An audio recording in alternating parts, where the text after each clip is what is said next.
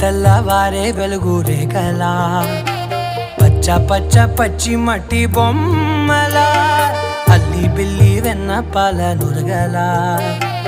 అచ్చ తెలుగు ఇంటి పూల కొమ్మలా దేవదేవుడే పంపగా ఇలా దేవతే మా ఇంట అడుగే పెట్టెనంట బ్రహ్మ కళ్ళలో కాంతులే మా అమ్మలా మా కోసం మళ్ళీ లాలి పాడేనంట.